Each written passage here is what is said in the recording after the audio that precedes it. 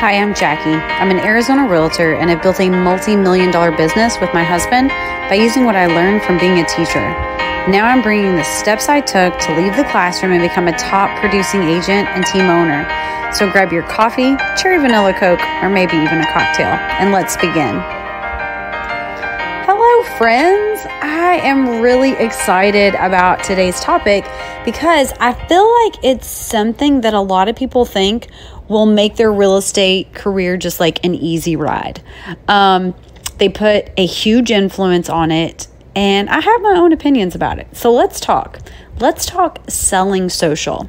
So before I dive too deep in, let me just explain what I'm talking about. So there are a lot of people who are in real estate or they're getting into real estate, and what they want to do is they want to use their social media platforms in order to sell real estate. Which, can that happen? Yes, it totally can. Okay. But what I want to do is I want to bust some myths first. Okay. And I'm going to drop some facts.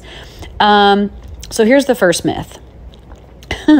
If you make reels every day on Instagram, you're going to grow to become an influencer.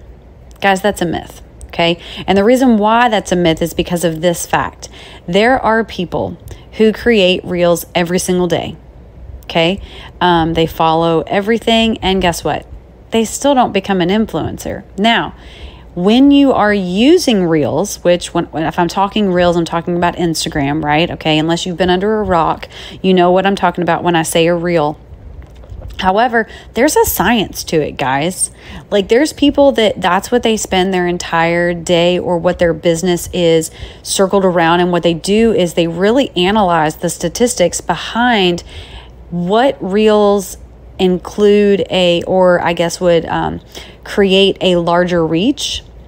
How can you use that reach? Because guess what? Just because people see your stuff doesn't mean they're going to like it. And just because they like it doesn't mean they're going to follow you. And just because they follow you doesn't mean that they're going to use you as a real estate agent. Okay. So you have to understand, in order to be an influencer, you can't just throw baloney at a wall and see what sticks. Okay. There truly is a science behind it. All right. Here's another one. If you buy a person's course, then all you have to do is do what they say, and then you're going to be successful. Guys, that is also a myth, okay? And the reason why is because of this fact. You can go to a great course, okay? You can buy the best course, and I have a lot of friends that sell these courses, and yes, they're amazing courses, but the problem is you won't follow all the directions. You'll say you will. You'll spend a lot of money on it, but you're going to leave some of it out. It's no different than like when you get a trainer and you're going to work out and they give you a meal plan, and then like you do half of the work expecting all of the same results. Guys, that's not how it works. Okay. The other myth is that people go to social media to buy real estate. Guys, I'm sorry to tell you this, but people do not get on social media. They're not getting on Facebook or Instagram or TikTok or any other platform that's going to come out in the future to buy real estate. Think about your own idea of getting onto social media. It's to escape what's going on. Now, can you get people to gravitate towards you based on what you put on social media? Yes. Okay. Can you create relationships with people? Yes. But guys, it's a full-time job, okay? It's no different than like this whole idea that people think, oh, if I just send some postcards out to the people in my neighborhood and I tell them I'm a real estate agent, everyone's going to want to use me. No. Farming is a great way to build community. It's a great way to show that you are an expert in an area. It's a great way to decrease your travel with real estate, okay? Because you know what? You're in your neighborhood. You can just walk there, okay? But just like social media and creating a platform where you could sell on the social media, it's no different than farming. It doesn't happen overnight.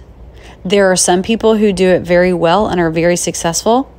There are some people who do it half-half, and they get half-half results. And there's some people who just bomb at it and they get no results. Okay. Now, do I know people who have created a lot of business by their social media influence? Yes, I could name drop a ton. So I'm going to give you a couple. Go Bethke. She's amazing. Now, if you don't know who Gogo Bethke is, you need to look her up, okay? But Gogo Bethke is a real estate agent who's in my organization. She's actually out of Michigan, and she came to the country as an au pair, okay? She didn't speak really great English. She got her real estate license, and she didn't have a sphere of influence, okay? And actually, her God-given name is not Gogo, but no one can pronounce her actual name. So she actually changed her name to Gogo. Okay. Guys, I'm here to tell you, she does wonderful on social media. But why? Because she used it as her full-time job. And that's the problem. A lot of people are like, oh, I don't really want to do work. I'm just going to create a reel. Nope. You still have to put in the work. You still have to put in the effort. You still have to, it's not just like hey, let me sit in front of this ring light and everyone's going to come to me. All right. Another person who talks about a lot about social media and how to sell on social, her name is Stephanie Mainville. Now, Stephanie is actually a real estate agent who's also with my organization. She's out of Arizona, and she has a podcast. If you haven't heard of her podcast, it's called Socially Modern. And what she does is she drops tips on how to use social media to sell. She's a great resource that you should definitely check out, especially if you want to get into social media. Another one is Danielle Nielsen. She's another real estate agent here in Arizona. She actually coaches agents on how to use social media. Guys, what I'm saying is there's so many people. So if you want to create an influence, you're going to have to do some research, okay? You're going to have to find people on those platforms that you want to be, big on, and actually reach out to them. Some of them may not be as willing as others to pour into you. However, you will find that some people will help you out. Okay. So how are these women, those 3 women that I just explained, how are they so successful in what they do? Because they treat it like a full-time business. Because they're constantly growing in their craft, because they watch other people who are doing it well, who are watching the trends, who are understanding what's going on. They don't just put baloney on a wall and see what sticks, guys. I know I've said that a couple times, but they don't do that. Their success is not by accident. It's not like, oh man, I did that reel and I went viral and now everyone loves me. No, they've worked hard for it. Okay. And that's what you have to understand. That's what you have to do. And that's what they did. So here's my story. When I was in the classroom, I had an Instagram account. I also had a Twitter account. All right. That was when Twitter was still big. And what did I put on there? Okay. I was putting things on there that would help other teachers. So maybe it was a lesson plan. Maybe it was pictures of a room layout, because that was one of the things that I really loved doing, was creating an open space and an inviting space for my students. Maybe I was talking about classroom management. My point is, everything that I posted when I was a teacher was related to education. Now, was it related to one thing in education? No. Sometimes it was classroom management. Sometimes it was math lessons. Sometimes it was, hey, this is a wonderful book and this is how we used it. I remember when I was teaching social studies and reading, I really like to make sure that I kind of mentored the text that we were reading based on what, era that we were talking about in social studies. So 5th grade social studies is all about American history. So it's the beginning from, the Native Americans coming through all the way up to, we usually went up to about the Civil Rights Movement. So at the end of the year, we read The Watsons Go to Birmingham. And it was a great way to kind of, for them to see and hear a story, even though it's a fictional story. It was based on what it was like in Birmingham during the Civil Rights Movement. Now, slavery's over, but Alabama was not a place that people of African American descent were treated correctly or fairly or anything else for that matter. And so what it did was it took the idea of what was being taught on in the content of social studies, and it really let the kids see what it was like. They could have empathy on the characters. They could understand what it was like. I remember there was kids that would cry and say, why are people treating them so badly? So it was a way, right? So when you're in teaching, who are the people that you follow as a teacher on Instagram, right? They're the people that show you the beautiful ways to create whatever. Maybe it's like, hey, this is a cool bulletin board idea, or hey, this is, a hack for conference schedule, or how to, do your report cards, or, here's some great comments that, you could put in your whatever. Okay. The point is, it's a very niched down content that what you're putting on there. You're not dancing on one and then talking about a recipe on the other and then bringing in classroom management, right? It's all based on this one idea of, hey, I'm a teacher and I want to create value.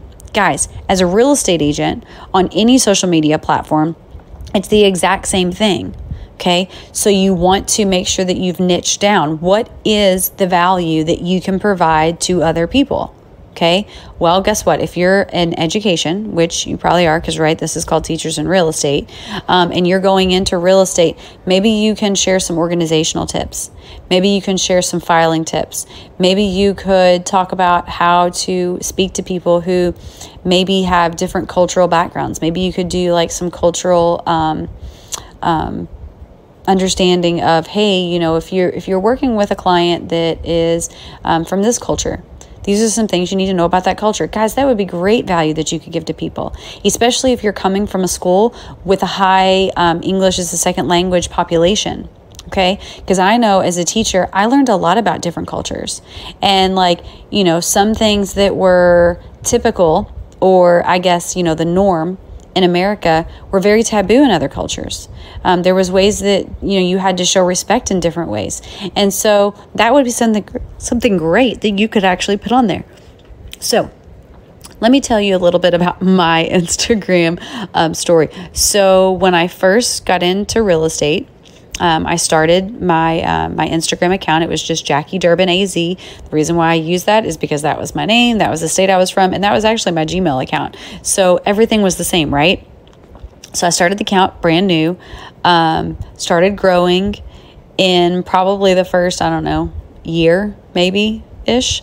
I had about 126 followers because I really didn't put anything on there. And the stuff that I put on there was like stuff that like my title company that gave me, like, oh, here's 3 tips for packing your house, or these are, here's something, or, here's this meme about moving, or whatever it was. So it wasn't really value. Okay. It was just stuff to put on there. That's the worst thing you can do to grow your account. Okay. People will follow you if they know what to expect. People will follow you if you're providing them information that they didn't already know, okay? And people will like it if they are actually able to use it in practical application, okay? So I was trying to do everything. I was like, okay, I'm going to sell horse properties, and I'm going to sell farms, and I'm going to sell luxury, and I'm going to sell, multi-family. Guys, I had no niche. I was just like, real estate is my niche. Nope, that's a little too broad. Okay. That would be like, oh yeah, I'm going to teach reading. Okay. Well, what skill are you going to teach? I don't know. I'm just going to teach them how to read. Okay. Well, maybe we would call that fluency. All right. So anyhow, so in that first year, I don't even know how, but I was able to get from about 100 something followers to about 700. Okay.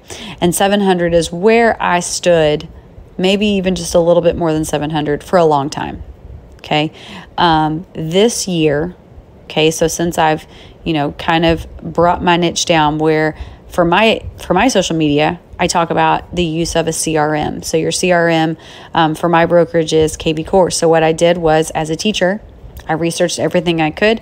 I attended tons and tons of training from other people who were, much smarter about it than I was. I learned everything I could, and then I started using what they were teaching me in my own applications. And then I started keeping data on, okay, what was working and what wasn't working. And then I started creating value for real estate agents that use this platform.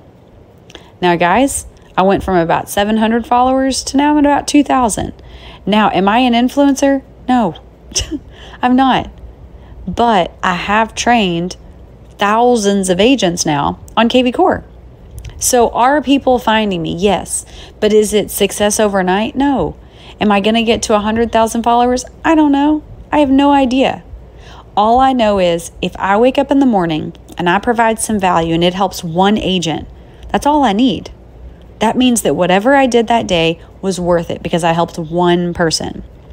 Now, what do the experts say about how to be successful on real estate? Number one, you have to have a niche. Okay.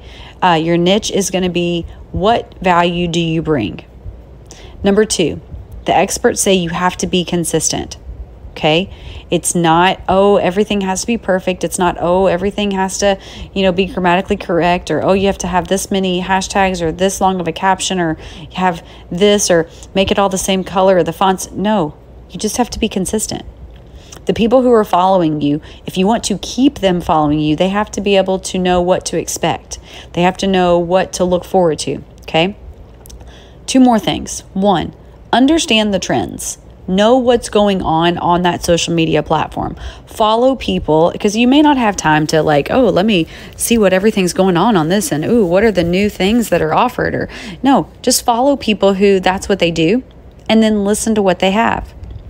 Guys, you have to have a focus. Okay. You really have to be focused. And if becoming a realtor influencer is something you're interested in, I can help you. I'm not an influencer, but I do know people who do very well on social media selling real estate. Would they be willing to help you? The people in my partnership? Absolutely, they would. So if you are thinking about a switch to real estate, I would love to support you and bring you into our collective group of agents. We have partners in multiple states, and through our coaching and our training and support, they're leaving the classroom. They're going full time. But maybe that's not what you want. That's totally fine. Part-time agents, we love you too. Okay. And we will help you supplement your income. We'll help you save for the future, or provide whatever thing that you want. Whatever your goals are, we'll help you. Let's connect and let's chat on ways that I can help you reach those goals. Going into real estate can seem scary. Starting something new can be a challenge, but you keep the attention of 24 to 32 children a day for 7 hours. You maintain peace in a sea of hormones and body odor. You can do this, and I'm here to help you. Make sure to follow me on Instagram at Jackie Durbin AZ and at Teachers in Real Estate. Also, like, share, and rate this podcast. And if you need help or you have state-specific questions, reach out to me and I'll gladly help you. Thanks for listening, guys. I'll see you next time.